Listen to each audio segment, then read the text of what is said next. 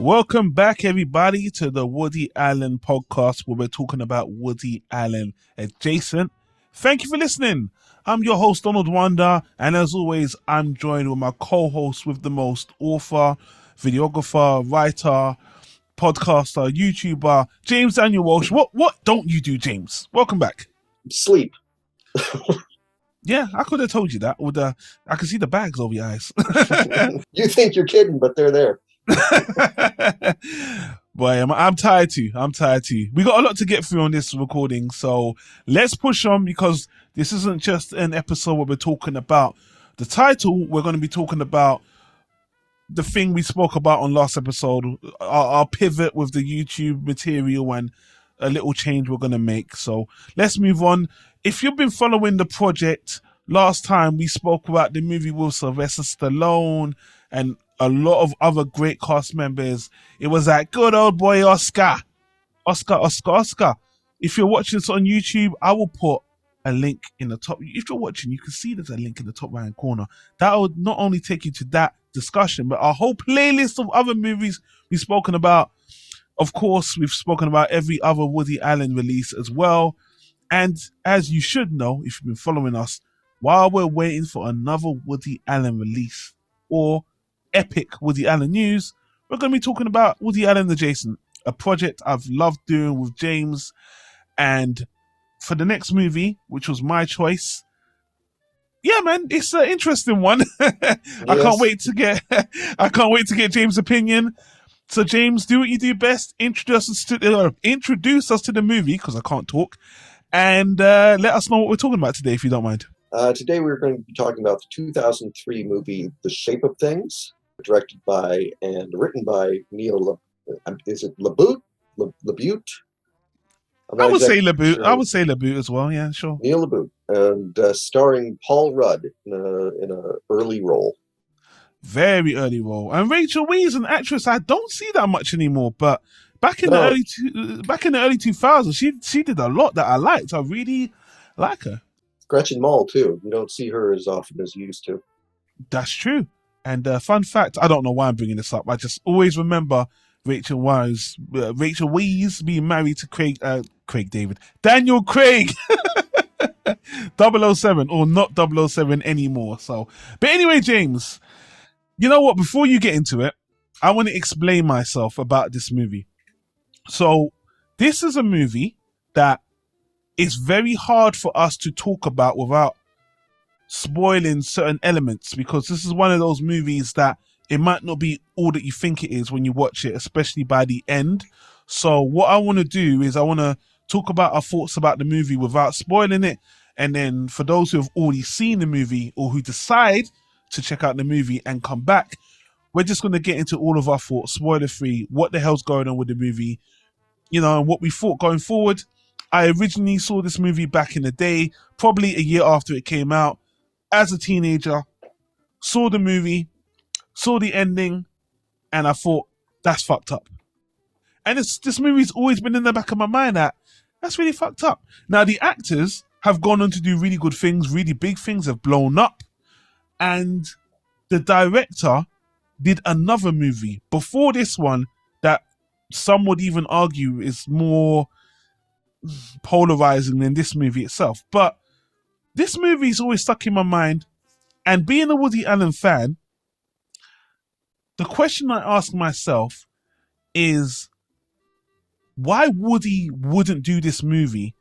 And it comes to me, and I know we haven't spoken about the plot, people, so I know you're thinking I'm just being very obtuse, but I just want to say, I don't think Woody Allen would make this movie, because even though he touches on dark subjects and, he's always very realistic about things, I find every time I think about this movie, there's a kind of meanness, or a spirit of meanness or bad intent. I don't think Woody Allen touches at all. A psychological trend that maybe he might have delved more into. Woody Allen talking about death, he's done that a lot. Him dealing with shady characters, he's done that a lot.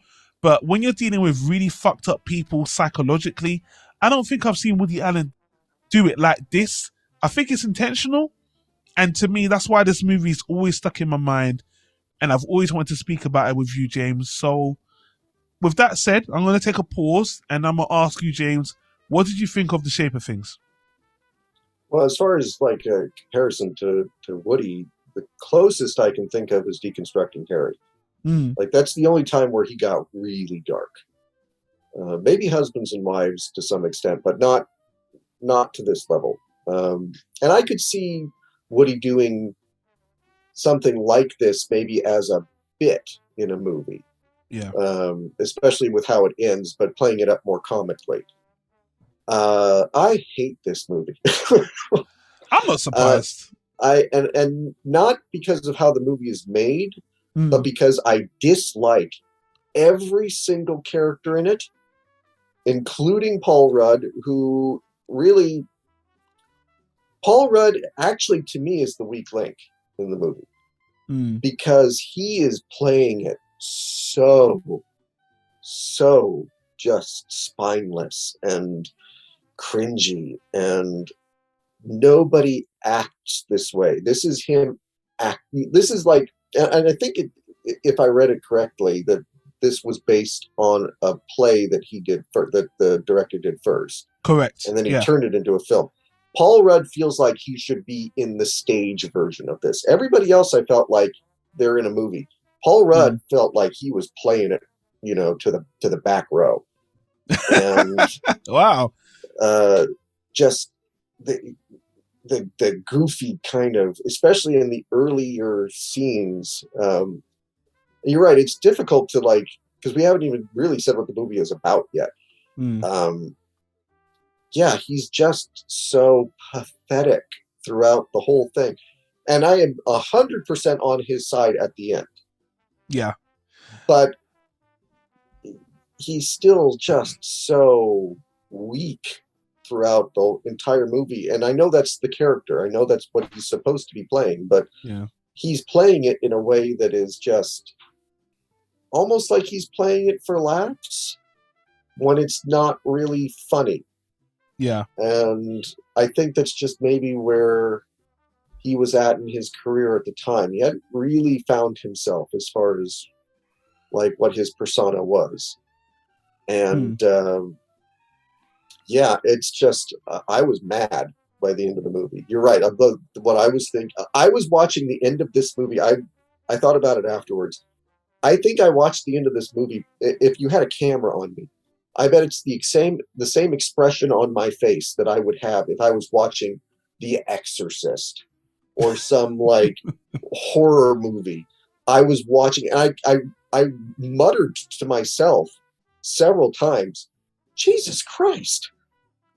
I was horrified by the end of this movie. And again, I know that's what they were going for, but because I didn't really sympathize with Paul Rudd that much, all I was left with was this sort of gross feeling of people at their worst. Let me try to give a generic, not spoiler-free synopsis of the movie for anyone who's interested. What the hell is The Shape of Things? What is this movie about? So when the movie starts out, it's about they're not college students, are they? All right. I think they all are. All right, let's say they're all college students. Paul Rudd seems to work in a museum as a security guard, and he meets another student, Rachel Weisz's character. She's an artiste, and I know how much James loves artistes. Love the artistes. Oh, I know how much you love characters like this. They meet at one of his where he's working at the exhibition he's securing, and she's about to defame one of the pieces of art, and they meet, and he kind of asks her out, and the movie is essentially about their relationship and two other characters that are Paul Rudd's friends as well, and how the relationship between all these characters spirals. I'll just leave it at that.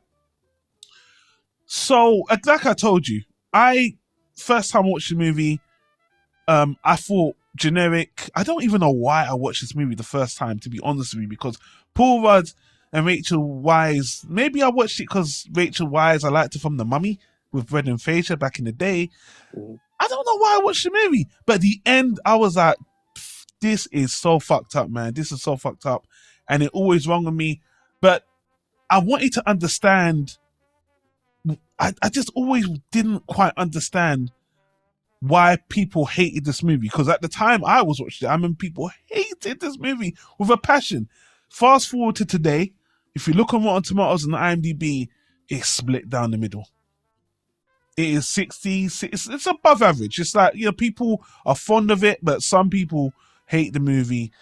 And as for the actors, I'm actually a little bit surprised you said Paul. Well, I'm not sure if you're saying Paul Rudd's performance was bad or his performance just wasn't suited for the film version, or do you think he was miscast? I just want to get clarification on that. I don't think it would said he's miscast, because I do think he is a pretty good actor. Like in things other than comedies and superhero movies, he is a pretty good actor. It's that he's playing the character. To some extent, he does remind me of, like, back in the '90s. You always had the movies with the ugly girl at school who wore overalls and glasses, and then she got the cute boy at school asked her to the dance, and she took off her glasses, and suddenly she was hot. Yeah. He's playing the male version of that. Yeah. But he's playing it almost in the beginning a little bit like, I kept being reminded of, like, Jerry Lewis. Just like Nutty Professor Jerry Lewis, sort of, with the nerd with the glasses and the hair that nobody actually has hair like that. Where it looks like he hasn't washed or brushed his hair in months, and he's just playing it as such a goofball that, again, if it was the stage version of it, where you've got to really relate to the audience, you can't do close-ups, you can't do him whispering and things like, where he's really got to play it because he's got an audience right in front of him, I'd understand it better.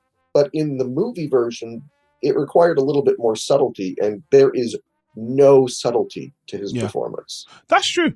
I actually don't disagree with anything you just said there.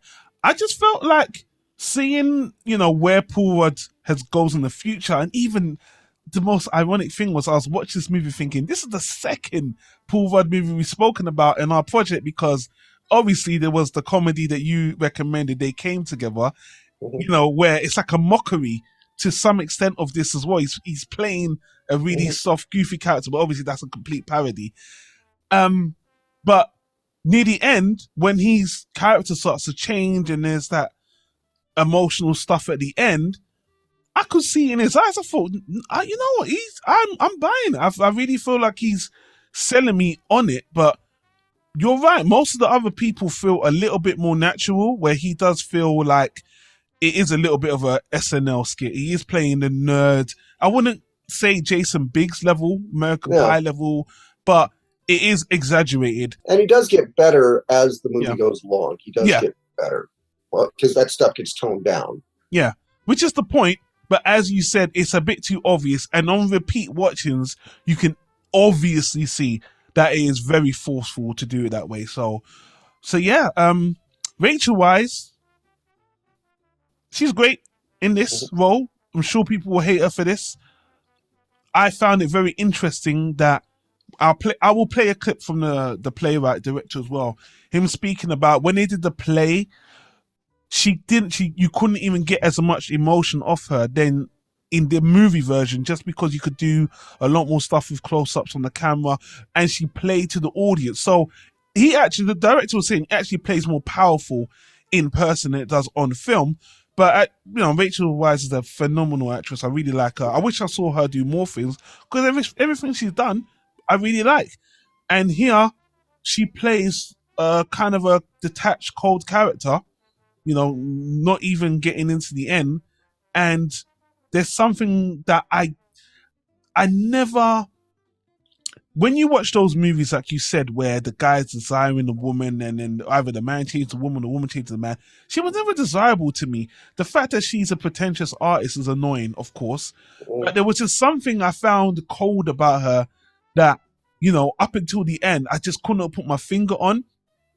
I will say, I was watching this with my girlfriend, who had no idea what was going on, and she literally thought this was a more of a dramatic rom-com, didn't really know what was going. I was very surprised with her delivery, a lot of the things she was saying. She actually doesn't meet a lot of people like this. And it's not even that. There's pretentious and there's artists that believe with passion the kind of things she was saying.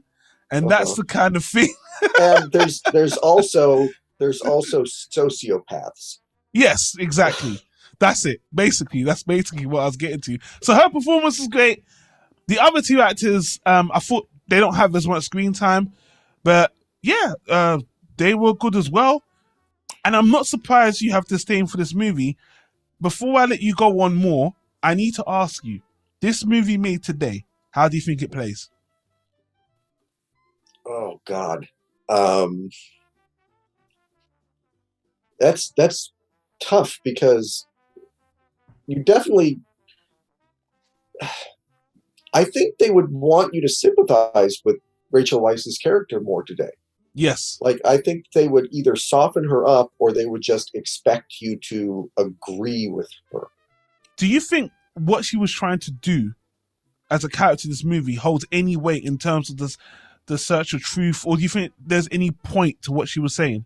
No, not at all. I think what she was doing was incredibly cruel, and it's, we joke that I hate the artists, but I don't hate the artists.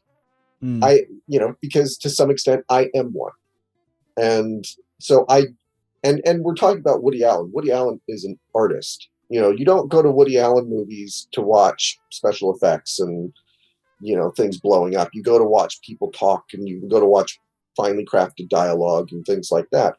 And people talk about pretentious things. People talking about art and literature and Bergman and So there's some pretension to the Woody Allen movies that we enjoy.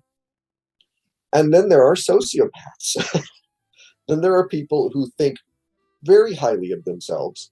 They think they're brilliant. They think that they're saying something really profound. And they have no worry about what they're doing to other people in their search for some sort of truth or whatever in their little experiments that they're doing. And by the end of the movie, I will admit that I didn't really like I said, I didn't like Paul Rudd's character. The two friends, I think I like Gretchen Mol probably the best out of the four of them. She was the one that I could sympathize with the most. But his friend Frederick Muller. Yeah, he's kind of a douchebag in the movie. He's kind of Gretchen Mol complains about the fact that he's always got his sunglasses on over his head. That's, he's got the bleached hair and he's got the attitude and he thinks he's hot shit. And I have an automatic dislike for guys like that. But by the end of the movie, I even felt bad for him. I felt bad for everybody by the end of the movie because what Rachel Weisz does is so insane that you can't help but sympathize for the other people because no matter what they might have done, it is nothing compared to what she does. Would it surprise you if I told you that a Google search found that people have actually tried to do, and I guess we're going to have to get in spoilers in a minute, there have actually some students that have tried to replicate what she had done? It doesn't surprise me. No. It's and again we'll get into it. There's even Paul Rudd even hints at the possibility of him being able to sue her. Yeah. And if that is the truth, if some students have tried to replicate this, I hope they did get sued. So I need to ask you before we I'm sure this review's frustrating for some people who don't know what the hell, what is this? What's going on? Is the movie that bad? So you're saying in terms of execution, formulation, writing, it's not a bad movie, just a movie you dislike. It's bad in the way that I was not prepared for what it was. I, honest to God, would if you said, what's another movie that's like this? I would say The Exorcist, Hereditary. This is a horror movie. You don't know it until the end, but this Yeah. is like with a couple of very minor tweaks, this could be a legitimate horror movie. Sure. That's how I ended up feeling about it at the end. Was I felt kind of empty and hollow and just, feeling like I've just seen the worst that humanity has to offer in Rachel Weisz's character, and she doesn't. I don't feel like she has any kind of comprehension that she's done anything wrong.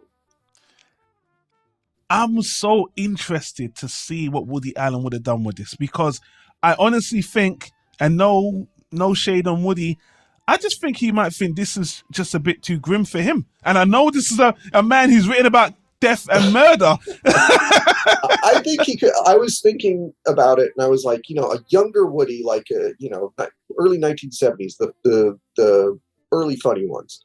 This could be a bit where I'm imagining like Louise Lasser in the part that Rachel Weisz played. Yeah. Like, so we're going even before Diane Keaton, and with Woody Allen in the Paul Rudd part, and the twist comes at the end, and Woody Allen is sort of like in the audience, befuddled, and like he's not hurt so much as he is playing it for laughs, and Louise Lasser is sort of playing it for laughs. This isn't played for laughs. This is played as serious as it is, and so I don't even know how I would necessarily. If you ask me what genre this movie is, I don't think I could tell you. I'm looking right now because I always bring up the Wikipedia page so that I can look at stuff while we're talking. Sure. It says it's listed as a romantic drama. This is not romantic. There's nothing romantic about this movie. Not really. I mean, if you watch the way through and you think about it and you think it's romantic, that's really disturbing. That's really psychotic. I haven't watched this movie for 15 years, and I still feel like for a movie made in 2003, it ages pretty well. I would expect this movie to look a lot worse, to feel a lot worse, to be way more stereotypical and get a lot of things wrong. But to me, this movie is about the human condition to an extent. There are some really fucked up people out there, and there are some people that will do things, whether it's consciously, unconsciously, selfishly, at the behest or not even thinking about other people's feelings. And I think that is something that will never change. And for that, and I feel like, again, that's that's what the director was trying to put out there to an extent. But I'll play a clip from him so I can bounce off something he says. But I still think the movie makes an interesting point just about people. And yeah, you don't see people like this every so often. So the Joker. Now we're getting to spoiler territory, but no, I'm sorry, James. I had to show this one to you, and all through this discussion, James, let me tell you something. I've been talking to you about this movie, and my eyes have been glued onto the cover of this movie. And when I look at the cover of this movie, it's a shot of them two standing. You'll see them from the back, and Rachel Weisz has got out a hand grabbing Paul Rudd's ass. And, it's so menacing if you know what's coming. Again, slight spoiler, but yeah, man, I just think that in today's society, with everything that's going on with gender politics and gender roles and stuff like that, it's an interesting movie. I think if this movie was released today, made today, I think people would have a very, very, I don't know what kind of reaction they have. I just think it'd be very visceral and very loud. And I think this movie sounds like because of that. And I really wanted to share this movie with you because I just wanted to talk about all these points. We'll get into spoilers in a moment. But before we do, James, I will let you have your final spoiler-free thoughts before we just rip off the Band-Aid and talk about this movie. I mean, I went into it not knowing anything about it. And in fact, I was kind of surprised. I assumed it was like a late 90s movie, not an early 2000s movie, because this is post The Mummy for Rachel Weisz, and quite a few years after Clueless for Paul Rudd. So yeah, I was expecting something cheaper, and the Mummy had been a big hit several years before. In fact, I think this was after The Mummy Returns. It was, Even yeah. Way after. so, Rachel Weisz is been in a couple of big giant blockbusters at this point. So the fact that they could get her for this was, she must have felt really passionate about the part. Yeah. And again, I They think did it's this. just the They did this for execution. a year just to let you know, a full year in London with reoccurring play. So they were passionate about this. Yeah, and I think for me, it's just the execution of how it was handled. Just I feel like it was when the twist comes, it's so horrifying that I'm not going to forget this movie, but I'm never going to want to watch it again. Yes, welcome. Now, me and you in the same boat, because I felt that way for all these 20 years or what? How long? Yeah, it's been nearly 22 decades since I've seen the movie. And let me tell you something about Paul Rudd. That guy ain't black, but black don't crack. That guy looks the fucking same. Oh He my does. God. That guy looks none the wiser. Wow. Disney doesn't have to de-age him for anything. Not at all. Not at all. And he's over 50 now. I think he's 55 or something. So, and he looks pretty much the same. Yeah. So the last thing I will say, spoiler free, is that the play was pretty successful. And if you look at Wikipedia, you can see that, over the years afterwards, it had been redone by many actors, every 2 or 3 years, up to I think 2018 was the last one. So I think there's like a book. It's like it's on playbook or something. So it seems somewhat, I wouldn't call it popular, but well liked. As for the director, he's done a lot. He's done a lot of stuff. Before this movie, he did another movie called In the Company of Men. Now, my sister made me watch that movie after this, and I didn't even know it was the same director. Wow. That movie is really fucked up. They're on the same level, by the way. I think I think I have seen that movie. Yeah. I think I mentioned it to you as well, and you mentioned you might have seen it. So, but the director, he doesn't just do dramas. He's done a little bit of everything. Netflix. I think he did The Wicker Man. The Wicker Man, yeah. Yeah, well, I know. Not something you'd probably bring up. He's done a bit of everything. He's done a lot of interviews. He seemed like a nice guy. He did another movie with Ben Stiller. I think it's called Your Friends and Neighbors in 1998. That's another drama similar to this that we might speak about. Reminds me of that movie. I know I've seen that movie. Yeah. So anyway, guys, my last question to James before we get into spoilers: is there any universe or anyone you would recommend this movie to?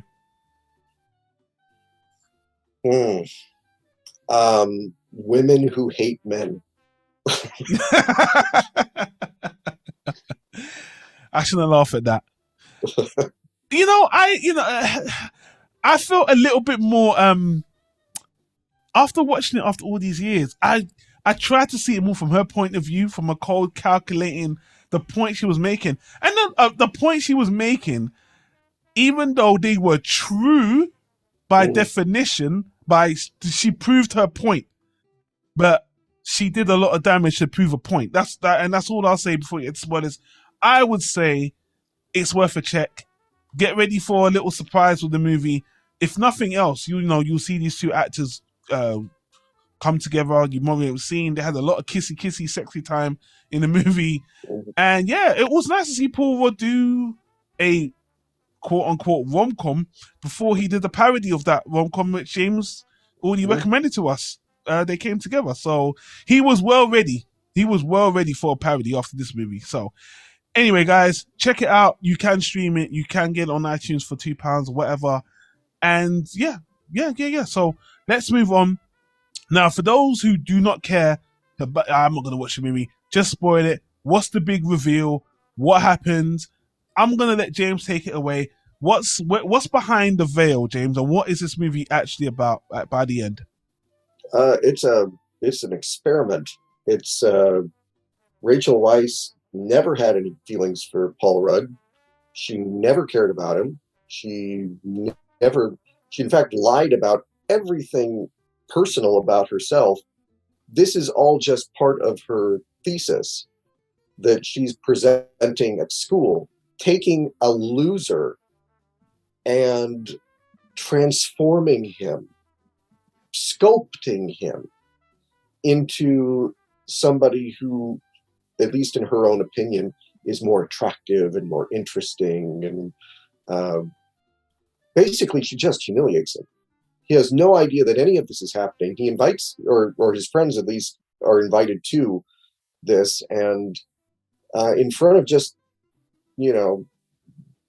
like this audience of people, she just humiliates him completely and dispassionately, because the point of it is not to humiliate him for her.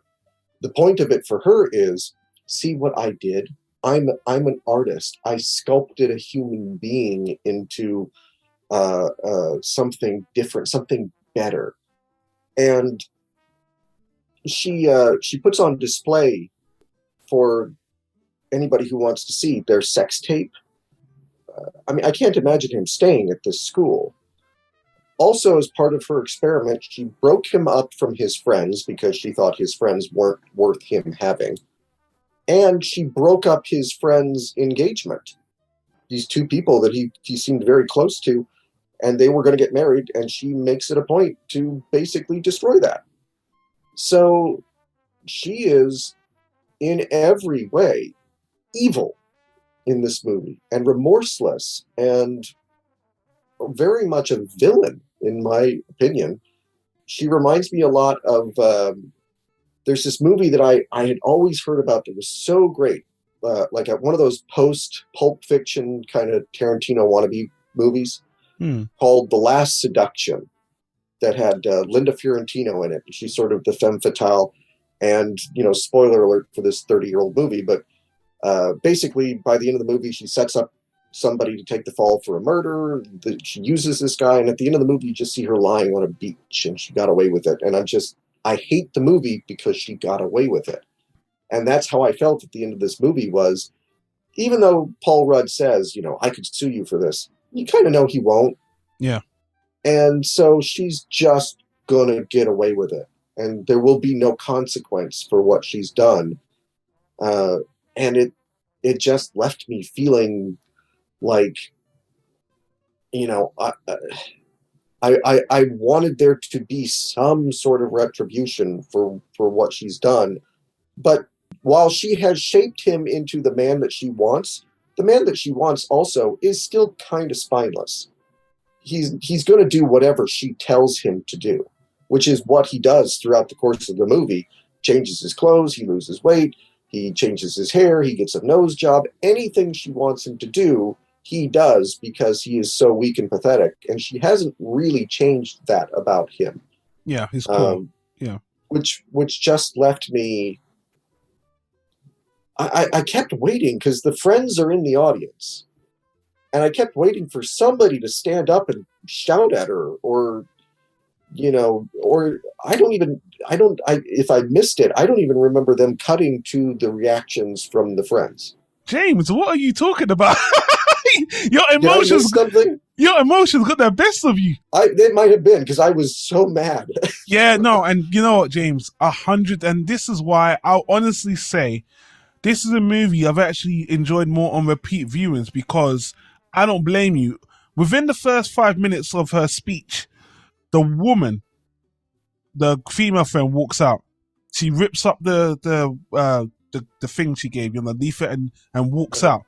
I missed that completely. Yeah, the guy's smiling for a while, and then after she really drops the nail and lays into the guy, when she's nearly done 5 minutes, he rips up the leaflet again and goes, "This is fucked," and walks out. They both leave. I missed that completely. I literally must have blacked out. Oh yeah, I'm sure you did. And here's the thing. You were totally taken by the movie, and this is the exact intent of the playwright as well, because just like you, James, there's so many things I missed the first time I watched it, because I was kind of suckered into, just thinking it was more of a generic romance with drama between the friends and this woman controlling artiste, and then the reveal, which just made me viscerally angry. But the more I watched it, the more I noticed things that she says at the end, which is true. And this is in no way, and believe me, people are going to crucify me for saying this. I'm not defending her, but there is certain things she said which is true. Like, number one, she manipulated him, but she never forced him.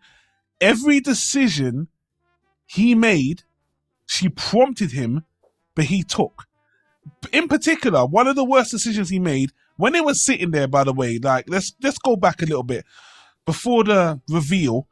When he's having a nose job, he's sitting there with her in the office. They're playing sexy games, talking all this shit.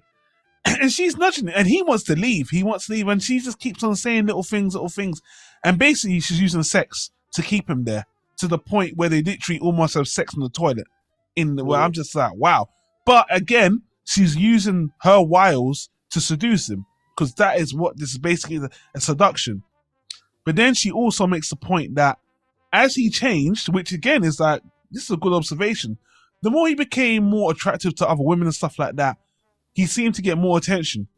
As for example, the friend, his other friend that he never, he had a chance to date before and never made a move, she started to become attracted to him, and then they had an affair which had nothing to do with her. She didn't manipulate that affair at all. So I was like, and watching it the second or the third time, I was like, he is funny. Funny enough, he is falling for it. He is becoming a shittier person.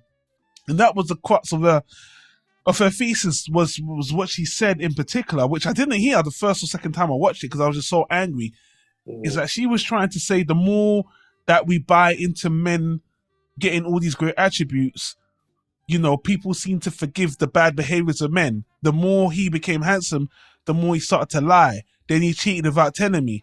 Then he even decided to leave his friends for me. I mean, these are all failings of him. Now, obviously, he wanted her, so he decided to do that. But that was all him. And I was just like, you know what? Take a step back, looking at it from her perspective, which he completely manipulated him, by the way. He had a choice. He was a weak man, but he made it. And one thing you said, which is paramount, is that the core of him did not change. Even at the end, you know, he loves her, he proposed to her, he seemed sympathetic to the point where it seemed like she was like, you know what, do you want to become part of the exhibit? Obviously, he is the center point, but she was like, I'm going in, do you want to follow me? And I'm like, wow, he is so weak-minded and in love and twist and confused, he's still going to follow her. And I was looking at her like, how damaged are you? Because she is psycho as well, but there's something about her that just seems like this is revenge. I don't know if she had 10 boyfriends before that all did her wrong, that fucked her and left her, that possibly raped her, that did all this stuff. And maybe that's a story that we're not seeing, even though I do not think that's the kind of story the writer's trying to write at all. No, you do see, like, you know, that she had been, or maybe even still is, a cutter. And, you know, at the end of the movie, he asks her, well, what about those? Are those real? And she's like, oh, that was part of another, how did she put it? Another project. Another project. So she's willing to, she's either lying and she just was fucked up and would cut herself, or she's fucked up in another way where she's like, my body is my canvas and I'm going to slice myself open because that's my art. And, you know, it's that, you know, and that's the thing. I 100% agree with you that he was a willing, if unwitting, participant in her project, which, by the way, if you reversed the genders, oh boy, I know, he'd go to James. jail. I know, he'd go to James. jail. I know. Like, he would have been thrown out of school. He would have gone to jail. Yep. I don't know, in 2003, in 2022, he would have fucking been crucified. But, yeah, I mean, just like I said, that's the reason why I couldn't fully, like, even sympathize with Paul Rudd, was because he played it so pathetic. Yeah. And it makes you wonder, did she, like, and again, maybe this is something I missed. Did she decide to do this after she initially met him? Did she already have him picked? Because she did say that they had seen each other somewhere before, I forget. like he worked at a video store or something, and Yeah. she I honestly don't think she's a criminal mastermind. She came there to do something. He was there. She didn't prompt him to ask her out. That's why on repeat viewings, it seemed like she was presented with an opportunity and she took it. So it's calculated to a point. And again, like you said, the more I watch it, I have less sympathy for Paul Rudd's character as well. So when I took away my feelings from being sympathetic with him, and I just look at her as an opportunist, manipulator, but I see the point she's trying to make. And the thing I love, by the way, what Paul Rudd said at the very end was great about, you know what? Even said, put me aside, everything you did to me, putting your neurosis aside for the greater good. It's bullshit. It's absolutely not, because you got to live with this. What you've got to live with this. And she just looked like, I have no remorse. And I saw a lot of emotional. I thought that she's a very damaged person. She did not look like an emotional psychopath. She looked like a hurt person who was trying to, it's like she faked being emotionless to do what she had to do. To the point where she threw him a bone at the end and said there was one thing that was real, which they didn't want to elaborate on, which I'm like, this woman is so fucked up. She doesn't realize that she's not emotionless. She thinks she is, but she ain't. It's sad. Let's see, and the way that I read it too was that, like, she does the thing that I've been in arguments with people, not that have never done anything like this before, but the people who kind of have a mentality like this before. And it's like, well, I'm sorry you were hurt, and they sort of show that they're emotional, and then you rightfully get angry, and they give you that. That laugh. That's sort of like, oh, well, you're just an asshole, so I don't have to feel bad anymore. And she does that. There's one part where he gets right in her face and he just screams at her that she's a fucking cunt. And she just gives that. And I'm like, no. If you feel any remorse at all, you got to take that. Yeah. You got to go, yeah, that's pretty much what I am. I did this thing, and you have every right to call me names. You have every right to be angry. You have every right to scream at me. And instead, she has that reaction of just sort of like, yeah, well, what did she say? Like, oh yeah, well, the cooler guys think they are, the more that they're potty mouth because they think it's cute. It's like, bitch, shut up. That's what you see, and that in itself is an emotion. To me, she's trying to hold down her temper. She's trying to be cool, trying not to confront him, but being aggressive to him, well, passive aggressive in reply. So again, for me, I've always wanted to have this conversation with someone about this movie, because that's what this movie is as a talking point. Everyone that's talking about the movie, look at the IMDb reviews, Rotten Tomato reviews, they always say there's something, when you break the movie apart and not even look at the characters, what's going on, there's a lot to decipher here.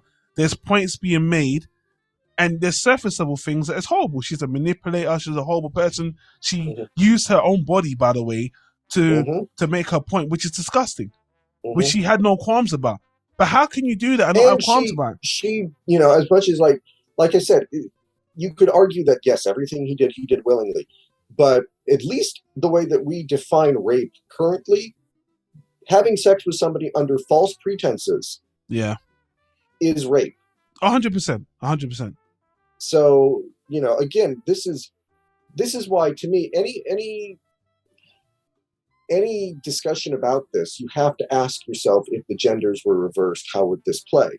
Yeah. Because to me, whenever I ask myself that, I always say, if it works one way, it works the other. We don't live in that society. No, it's just my own personal belief system of like, okay, you can't, you can't say, well, you can't have a double standard about it. Well, that's why I think this movie works as well, because if that's the question people be asking, that just like you're asking, and if this movie was made today, I think more people would be asking that question, because there are men that are, victims of sexual abuse, about wrongdoing. Again, Woody Allen is a victim of this. He's been accused of something that basically been proved unsubstantiated at all. Johnny Depp, who's went to trial for being slandered, called everything under the sun. And this movie, I don't even think it's the intent of this movie to even, well, I guess it kind of is, to show that anyone could be horrible. And like I said, that's why I said with just like the smallest tweak, this could be a horror movie. It could be like, well, I wanted him to fall in love with, and she presents her thesis, and then they pull the curtain aside, and he's like disemboweled on the stage. Yeah. You know, I mean, because basically she emotionally eviscerates him. She wants him to be there. She wants him to witness. That's why, to me, she could have done all of the presentation. He didn't need to be there. You know, his friends didn't need to be there. But she wanted to, she was so smug about just like, look what I did. Well, James, I'm going to pause you right there. She said that herself. She said that if you didn't turn up, you would have been none the wiser. And then she was, another point she's trying to make is that, you know, it's real to me, it's not real to you. I don't feel that way. But if you weren't here, you know, just because you know it now, it's not real. But how would you know what's real? It's like, and he was like, that's not the fucking point. And I was like, what she's saying is true in a sense, even though it's sick. Well, I mean, like, that's the you know, the idea, like I earlier jokingly, but not quite jokingly, compared it to the Joker. The Joker always has a point. You know, he'll kill as many people as he has to in order to make the point, but he always has a point. And that's actually, I mean, all of a sudden, this is like clicking to me, this analogy, because I'm now just picturing like the Killing Joke. Just sort of like, you know, I want to show that one bad day can turn you into me. Correct. He could have gone off and killed himself. I mean, he could have committed suicide, like, you know, walked out into traffic or something. She didn't care what happened to him. She didn't care what happened to his friends. She cared about her little art project that like 20 people saw and the grade she would get for it. And that's the kind of thing that I can't stand, is that sort of like, I'm doing something important. Yeah. No, you're really not. You're really, really not. And he calls her, like, everything he says at the end, I'm on his side. Sure. Like, where he says, this doesn't matter, and nobody's going to care, and blah, blah, blah. And everything that she says at the end, well, everything she says about him is true. Everything she says about what she's done is bullshit. And what she rightfully points out. It's immoral. Mm-hmm. It's heartless. It's immoral. It is. It reminds me of, like, there's another movie, I can't remember the name of it, Circle of Friends, maybe, from the 90s. It had Minnie Driver in it. And she's like, a boy invites her to a dance or something because they're having you got to bring the ugly girl. Whoever brings the ugliest girl is the one that, you know, wins this bet or whatever they've got. Wow. It's that level of sort of cruelty, except even to me, even more so, because what didn't happen to Minnie Driver was she wasn't like, it wasn't presented on a stage like, you know, look at what we've done, and look at, not only that, but look how important what I've done is. Look at how deep I am. Look at how, it was just, for those guys, it was a dumb joke. It was cruel and it was awful and it was disgusting, but it was to them a joke. For Rachel Weisz, it's like, this is very serious. This is very deep stuff. And that's the kind of shit that I can't stand. And like I said, I can see an early Woody Allen movie where he meets a woman and she does this to him, and maybe it's like 10 minutes out of the movie. Maybe it's even just a bit in Everything You Always Wanted to Know About Sex. Yeah. And, you know, it's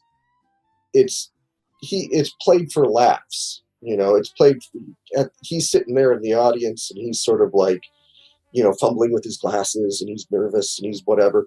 And it's done a little bit more dry. It's done a little bit more like, you know, comically.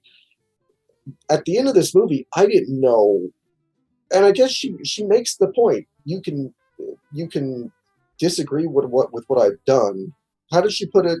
But the worst thing is to not have an opinion or something. Yeah, and then she put the two fingers up. Yeah, that's what she said. Yeah. Yes, and that, oh, God. That was pretentious as fuck. That was pretentious. 100%. Ding, ding, ding, ding, ding, ding. Yeah, and, you know, all she needed were like like people in black leotards dancing behind her or some fucking shit like that, where it would have completed the pretentious college art student thing. And it like I said, it's just, by the end of the movie, I didn't feel like it had enough of a point. Like the point it was making, I understood it, but at the same time, I was like, okay, and he was pathetic and she's shitty. What else? Like, what are we getting at here? And it just made me, it just, like I said, what, I like I said, I don't remember the two friends getting up and storming off. What I do remember is him sitting there in the audience and it cutting to Paul Rudd. Yeah. And him trying not to cry. Yeah. And that was good acting, James. That was good acting. Like I said, Paul Rudd's a good actor. I think Paul Rudd is a really good actor. Sure. And like I said, the way he plays it in the beginning, like I said, I just get this Jerry Lewis nutty professor sort of, he's like the nerd. Yeah. He's like the glasses and the greasy hair, and he's got the ugly jacket, and he's got his shoulders up around his ears, and But he doesn't look like Jason Biggs, though. This could have easily been Jason Biggs. Yeah. This could have been this could have been 5 minutes in one of the American Pie movies, and I would have bought it. And that's why, to me, like I guess the movie itself is, to me, it is sort of on her side. It's it's left. I'm sure the director was like, well, I expect a lot of people will sympathize with Paul Rudd, but I want you to think about what Rachel Weisz is doing. Hold that thought, James, because I got it's so funny you said that. The director is going to address exactly what he just said. Last time I didn't even play our clip from the movie we discussed. Let me play this clip now before I forget, and it's just going to address that point you just made. Let's have a listen. The idea was taking what was a play that took place in a Midwestern setting and placing it on film in an unnamed area of California. It made sense in terms of our shooting, in terms of matching weather, also thematically, that the piece was about art, but also about just human beauty. To the naked eye, the transition that Paul makes is probably the most vast and surprising. There's a great sense of physical change in the character, but emotionally he becomes a different person.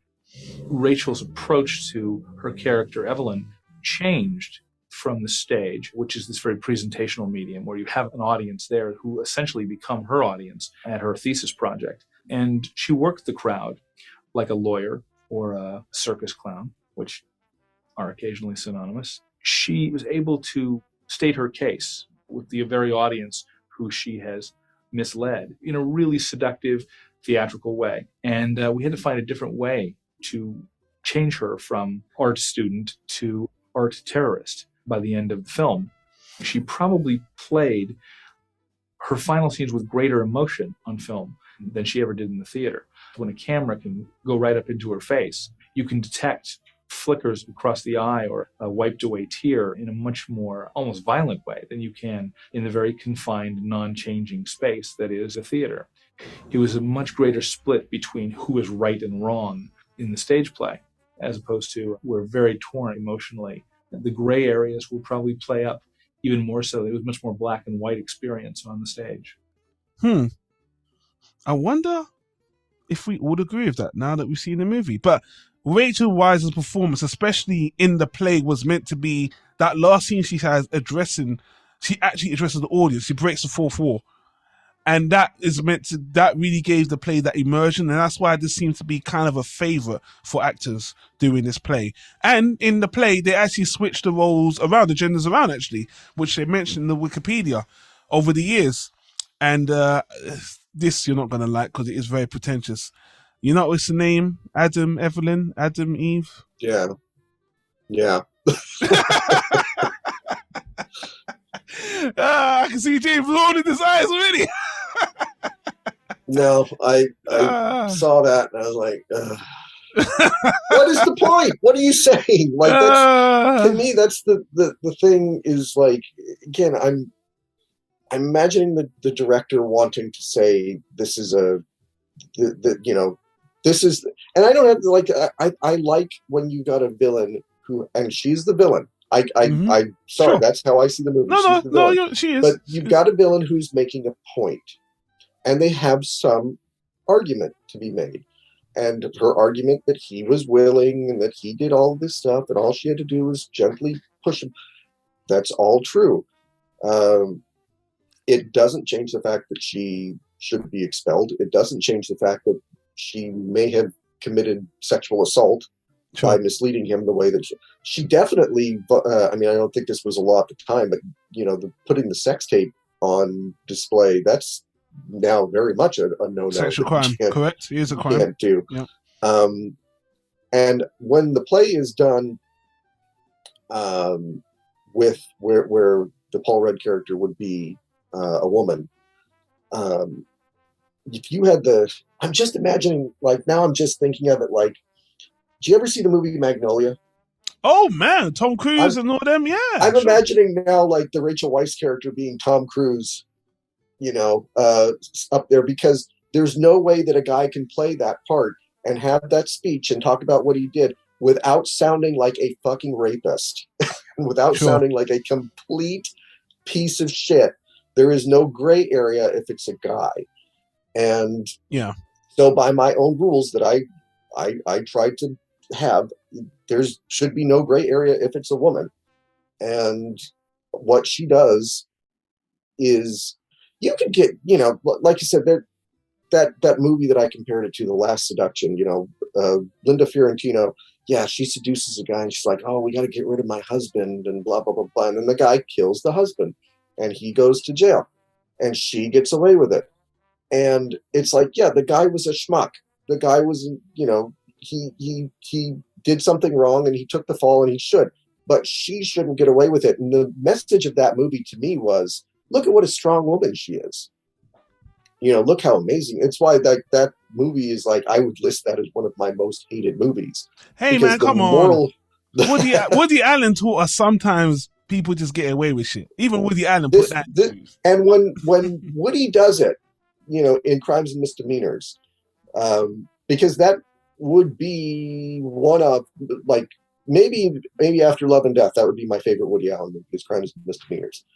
But you know, at the end, it's interesting when Martin Landau is just sort of like, you can see he's still kind of haunted by it. Sure. Just a little bit. But at the same time, he's like, you know, I didn't get caught and I got away with it. And, you know, he's not talking about, you know, he's trying to present it as a story that he's, you know, wanted. But he's like, you know, then you get on with your life and you don't think about it so much. And it's like, okay, I get the point that the movie is making here. It's not saying that Martin Landau is a good person or that Martin Landau is, that he should have gotten away with it, or that Angelica Houston had any part in what happened to her. It's saying, hey, sometimes people don't get caught. But if Martin Landau went up on a stage and he said to everybody, okay, I'm going to tell you how I murdered this person and how I, you know, covered it up and how somebody else took, you know, then he'd go to jail. And I just wanted that extra maybe 2 minutes where it's like the dean of the college comes up to Rachel Weisz and goes, you need to be in my office because you're out of this school, you know, and like some kind of a consequence for her. You just reminded me, and this is completely off topic, but I always joke about this with my girlfriend. You remind me of that book O.J. Simpson wrote. If I did it. It was the name of it. I didn't do it, but if I did it. I can't believe this motherfucker wrote this book. But do you remember the family sued him? Yeah. They got the rights to the book and they changed the name of the book to How I Did It. Yeah, I heard about that, yeah. Idiot. So, consequence. Yeah, exactly. You know? And there's just, I don't know, like I felt like even at the end, because you're right, they do show that maybe she's struggling, or maybe she's in denial. I've watched the movie 3 times. Rachel Weisz's actor, or the actor, is portraying that in her eyes, if you look at her face, this woman, there's something behind her eyes. She's not emotional. She isn't completely, there's something going on there, which it doesn't defend anything she did. I just noticed that on repeat watching that this isn't the whole picture, but it doesn't matter because again, the focus of the movie is what she's done. So yeah, and it's like I said, it's something that I will remember it. I just won't want to revisit it. That's fine. It's and I think if there's any changes I would have made, if you'd had just not played Paul Rudd as dopey in the beginning, if you'd played him a little like you can have glasses and you can maybe not be the most stylish person in the world without being a caricature of a nerd. I actually think, and I know I shouldn't say this because this kind of doesn't make sense, especially for this movie where it goes. Paul Rudd, everything you said about Paul Rudd's 100% right, but it makes it more palatable. If the person was more believable and not as corny and just was much more like earnest and much more, even more of a sucker because they're earnest about this and they were eviscerated like this, I couldn't even I couldn't even try to be objective about this at all. No, I think the only way that maybe, and I don't know how it's been played on the stage before, but as far as the movie goes, I think the only way that you could make any of it feel like it was kind of his fault or anything is if you played him so broadly in the beginning. If you were like, oh, we got to show he's weak. We got to show it in the way he stands. We got to show it in his hair. We got to show it in the way he talks. We got to show it in the sort of nervous way that he is around her in the beginning, where there's that one part where he does the horrible Henry Higgins impression, and and she's like confused by it because he's just acting like such an over the top dork that I feel like they're trying to say, look how pathetic he is, instead of just letting you kind of, there's that one part towards the beginning where he's like, why do you like me? And that was, to me, all I needed. Okay, he's not confident. He's not confident. He doesn't think very highly of himself. I don't think by the end of this he's going to feel any better about himself. But I didn't need to see, like I said, it felt like the Nutty Professor. It's sort of like we're going to start him so far in the nerd category, and then we're going to transition him into this cool, he got cool hair and he's got a nose job, which, by the way, did they put a fake nose? Because I couldn't tell the difference between the nose. Again, James, re-watching this, you see all those things, fake nose, extra chin, his fat suit. And then when you watch the video, I only played the audio clip of the director talking about it. You get to see them doing all the makeup on him. I'm not going to lie, I've enjoyed all these little things, re-watching the movie 2 or 3 times, because you notice all these things that aren't right. And by the way, last thing, the female friend nearly catches onto the whole thing. When Rachel Weisz is having that conversation with her, and obviously she's confronting her because she's read Paul Rudd's diary, which I think is hilarious. Him having a diary is like, oh my God, wow. They really doubled down on this guy. But yeah, when she's there and she's like, you've really changed him, haven't you? Every little thing. And then Rachel Weisz comes like, oh shit, you can see in her eyes like, oh shit, she's figured me out. Because she's literally saying, wait a minute, you changed his hair, changed his coat, changed his walk, he's lost weight. You've really, and then she even brings up Cosmopolitan magazine, like, we read Cosmo, 10 ways you can make your man to a perfect man. That's what you're doing, isn't it? And then she gets silent like, oh shit. And I'm like, oh. So for me, rewatch this movie in preparation of this podcast has been great. I watched it with my girl. What was the female reaction to this movie? And again, I would love for a woman who has not watched the movie before, watch it and see what she thinks and how she feels about it. The gender politics, if she feels there's double standard, is she completely wrong? Is she got a point? It's this world of super masculinity and... Well, anyway, things are different now. We live in a different time. I think that this movie would actually be a lot less divisive now, because there's so much things, like I said, with us seeing the other side of things, how females can do horrible things as well, and just so I actually think this movie ages a bit better than I thought it did when I watched it again, and I was actually worried this was going to be a very dated movie, but it's a movie that just has a lot of points, and a lot of the aesthetic stuff is fine. It doesn't even like, oh, that's 90s. Oh, not really. It's shot pretty well. And yeah, so anyway, I know we're running out of time, so I want to wrap up and say, yeah, I it's not a movie I can openly recommend. And again, IMDb, Rotten Tomatoes, kind of people are 50-50 on it. But if you've heard everything we've discussed and you want to check it out, I don't think it's a waste of your time. It's just it's a peculiar movie. So James, thank you for taking the time to watch it, and I appreciate the conversation. Well, I think this is the kind of movie that I almost feel like you almost if you want somebody to watch it and really get everything out of it, maybe you spoil it for them. Yeah, you could go. Yeah, you can go. I feel like if you go in knowing where it's going, yeah, because I was really expecting it to end with like maybe he and Rachel Weisz break up, and he's like, "Oh, I lost my friends and everything," and she's moved on, and whatever, she's got another guy or what.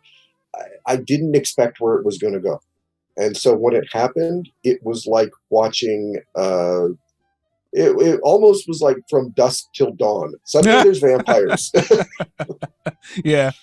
So, yeah, it's definitely experience. I can't say it's not an experience. It's just not an experience I enjoyed. Well, you know what? I'm kind of proud. I like getting you with the little hooks there now and then. Ain't too bad, and we've got a great conversation out of it. And for anyone listening who might have watched the movie and you've never heard someone talk about it recently, leave a comment in the comment section down below. Let us know how you feel about this movie. If you watched it, if you haven't watched it, if you're gonna watch it, come back and let us know, man. Either way, we'd love to hear your thoughts and opinions. And yeah, especially if you have any philosophy, any kind of lean towards the morals one way or another, let us know in the comments down below. Yeah, James, so thank you for that. And we are going to wrap up the review there and move on to our announcement, which I'm going to leave the floor to you to explain, James, what is going on. Now, on my YouTube channel, I've already uploaded a video speaking about what's going on with that. This will be the last full-length Woody Allen Adjacent and Woody Allen review we're doing on the YouTube channel, because we want to make do a little pivot, get into a new community, do something different, and I'm more than happy to do it. But James, I'm going to let you take it away, explain what's going on, how it's going to go, and yeah, we'll wrap up after that. So what we're going to be doing is we're going to be kind of relaunching the Manic Expression YouTube channel. We tried this several years before, and it was very half-hearted. We didn't really know what we were doing, but we kind of let it just fall by the wayside. But it still has nearly 1,000 subscribers to it. So what we're going to be doing is Don and I and several other people, including such Manic Expression veterans as Y-Boy and Nero and some jerk from Boston and that long-haired creepy guy and several others. There's a dozen of us in total. We're going to relaunch the Manic Expression YouTube channel, and it will be a collaborative place where we post all of our different content, and where we promote our own work, because I'm kind of tired of waiting around for other people in the kind of in the business to give me a chance. So I want to just go ahead and I want to take that chance myself, and I'm going to be self-publishing a novel that's going to be coming out in October, and we're going to be promoting that through the YouTube channel as well as Woody Adjacent. We're going to be promoting that. We're going to be promoting music by Ichabod Todd and books that that long-haired creepy guy has written. We're going to be kind of presenting ourselves as more of a business-like kind of thing than Manic Expression has ever been before. Sounds awesome. You know what? Joining a working group of artists and creators is something I've always wanted to do from the time that I started way back in 2010 with Tyrocast and Dreamcast, and So much things I've done. Now I'm all the way here. I'm so happy to start this new chapter with you. So yeah, I'll be glad to contribute, to work with you guys, to be part of the Manic Expression Collective in this way. And yeah, I think one thing James said to me off mic, which I want to really push forward out there, is I feel like when we start in 6 months from now will be completely different. Mm-hmm. So everyone should just temper their expectations, give us time to get things going, get things gelling well. And even as I get to know the rest of the team and collaborate with them and we all work things out, it's going to be a really nice metamorphosis. And I'm looking forward to, again, to me, it's not about the subs. It's not even about blowing up. It's just great to see new collaboration. And yeah, I want us to go far. Definitely want us to see how far we go as a collective. So I'm all for it, man. So I'm here to support. I'm glad to be part of this team. And let's see if we can reach the stars. Yeah. And, we'll, you'll still be able to find the full Woody Adjacent podcast. Where will they be able to find that? On Podbean. You can subscribe directly on iTunes, any podcast player you have, or any podcast feed. We're on Google Podcasts, Apple Podcasts, Stitcher Radio. With podcasts, they're literally propagated across all podcast mediums anyway. It's just when it comes to YouTube and the YouTube clips, everything after this point will be on the Manic Expression YouTube channel for the video stuff we'll do. And we might even do some more exclusive stuff on YouTube channel as well. I want to do more. It's just that right now I'm a little bit held up for time because of, outside factors. And one thing that I would love to do, which I haven't talked to you about before, but, I'm going to put you on the spot. When the time comes and there's you've got the time to do it and we've got the audience for it, I think it'd be great to do some commentary tracks for some of Woody's movies. That sounds absolutely amazing. I would love to do that. I've always thought of that, actually, because a lot of podcasts, especially ones that follow a particular director, do that. And I did propose to you about rewatching all the Woody movies one day, and you're like, no, leave that. But as more time goes on and as we sadly get closer to Woody Allen's even final days on Earth, that will give us even more of a reason to do it. So yeah, I think that's a definite easy thing to promise. And I think we should definitely not start with Rifkin's Festival. Oh man. Do you know what? Let's just hope that isn't the worst he's ever gonna do. And it isn't the worst movie he's ever done anyway, but I just want to say, yeah. By the time we do all the commentary of all those 50 movies or something, we'll probably be over 50. That's true. Literally. Mm-hmm. So I'm about to turn 40. So, so James, fantastic idea. And yeah, I'm definitely for the commentary. I think that's a fantastic idea. So guys, stay tuned to that. And I know the Manic Expression is going to have its own what do you call it, where we donate to Patreon. We'll have Patreon, and, please donate to that Patreon of Manic Expressions.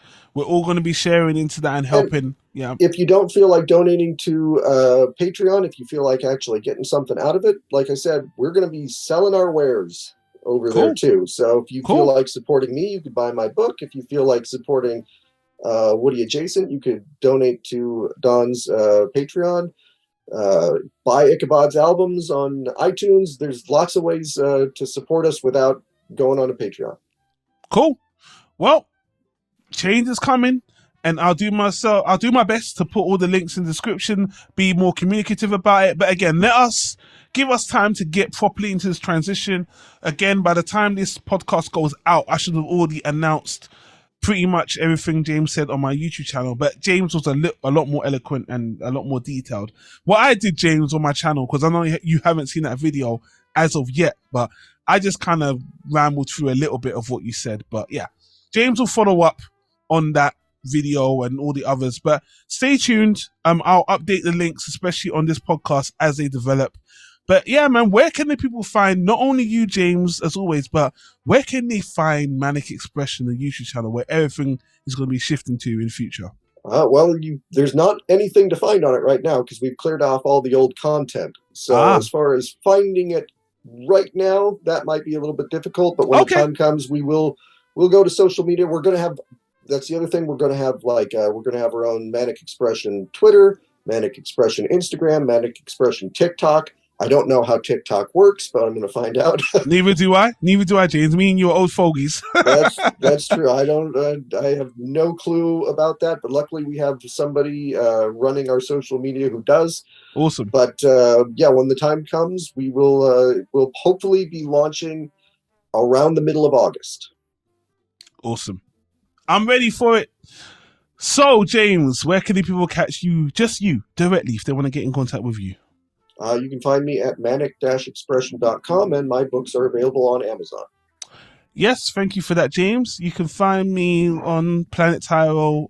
I don't even use Twitter that much, to be honest, so I need to log in to blast out the Manic Expression channel as well. But I'm at Planet Tyro. The YouTube channel, for the last time for the WoodyAllenAdjacent stuff is at Planet Tyro or Planet Tyro YouTube, blah, blah, blah. All the links will be in the podcast description, so no need to listen anymore. I'm going to let you go, James. Again, thanks for joining me on this. But, oh my God, before we go, how could I forget? James, it's your turn next. What are we going to be talking about on the next recording? Oh, God, I didn't even realize it was my turn. It was your turn. I did too. You're up.